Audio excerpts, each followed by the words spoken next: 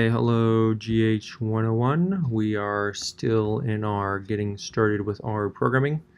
We're in the phase of doing examples. So we're going to just keep doing examples and taking notes.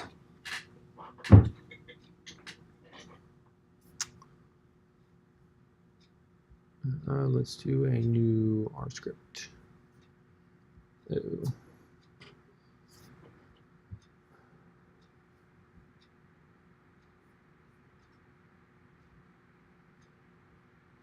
I don't want to do that. That's not what I want to do. All right, so I'm going to do a couple easy ones, quick ones. So I'm going to do factorial. This is a classic beginning programming example. So in math, there's something called factorial. So the rule for factorial is the way you would write this in math would be like this. So this is supposed to be 5 times 4 times 3 times 2 times 1, which happens to be 120. And if you ask Google 5 factorial, I think it will say that. Right, so now I want to compute that, and we could actually do it like this in R. But it's a classic thing to do it manually. So I want to do some kind of result. All right. So I want to do a result where I start with 1, and now I want to do for I in say 1 to 5. I want to multiply all those values. And if I want that to happen, what should I do to result? Give an idea. Right, so what I want to do is this. So what do you think the final value of result will be if we run this?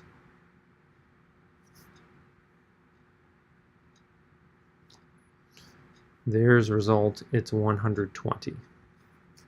That's good. So you might want to pause and kind of look at that and see if you agree.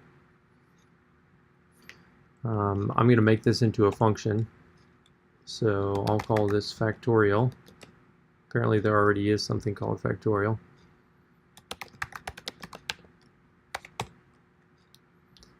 So why don't we not call it factorial since there's already something. I'll call it my factorial. And why don't we say, what would I need to do now to make this into a function? So pause, and what am I going to do? All right, now I'm going to do it. So I want to have a parameter here, so the name of a variable that I want to actually use here. And then I have my left curly brace, I have some stuff that I want to run, I have my right curly brace, and then this n should go here. And then I want to, whatever the final result is, I'm going to return result.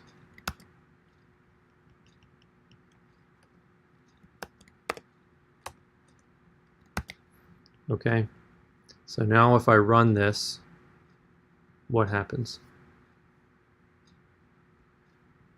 Nothing's printed because I've just defined a function. If I want to actually use it, then I have to call it, and I'll do that here.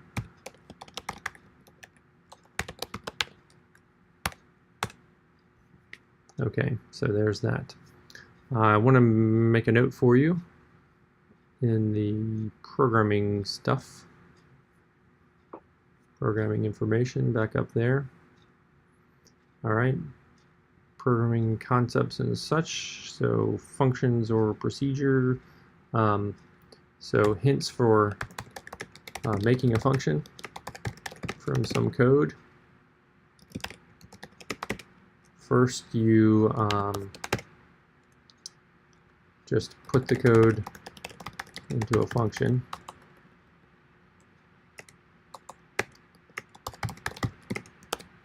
And so that was just function keyword, parenthesis, curly braces, just put the code in there. That's the first step.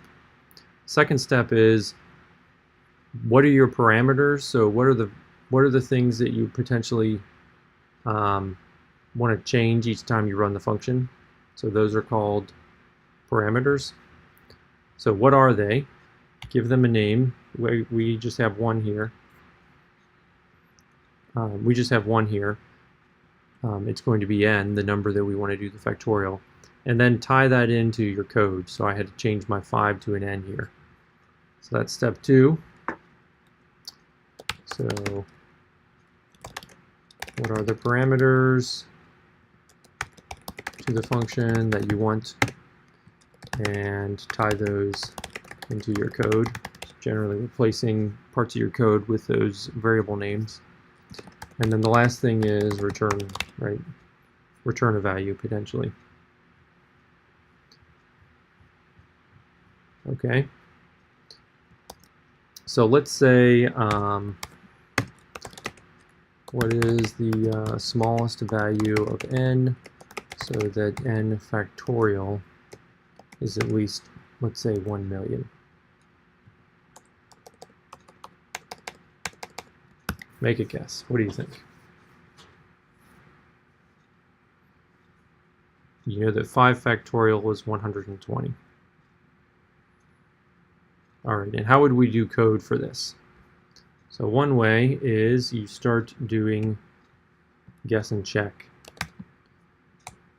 10 factorial is 3,628,000. So how about 9 factorial? So factorial is something that gets pretty big pretty quickly.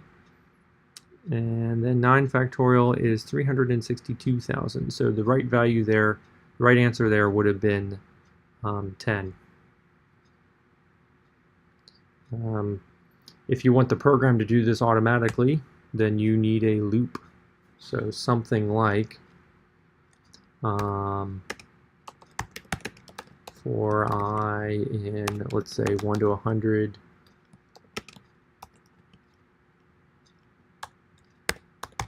if my factorial I is bigger than 1 that,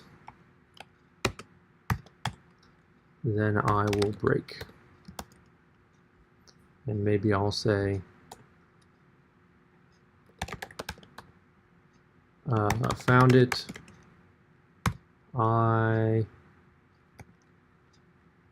let's see, I factorial is bigger than that. Okay, so I have a loop. I'm going to try I for starting at 1. I'm going to do my factorial. And if I get one that's bigger than 1 million, then I have this print statement and I break out of the loop.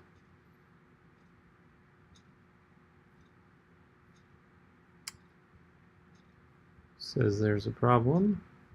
Let's see.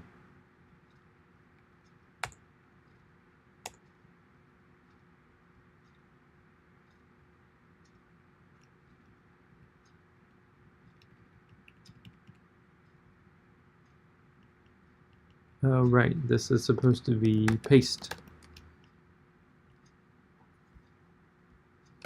So print doesn't like it if I just give it bunches of things within commas, but that's what paste is for.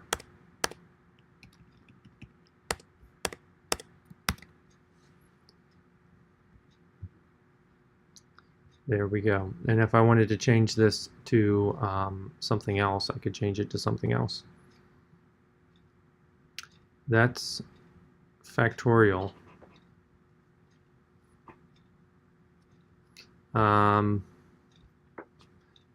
Let's say that's it for this one. Shorter video, I think.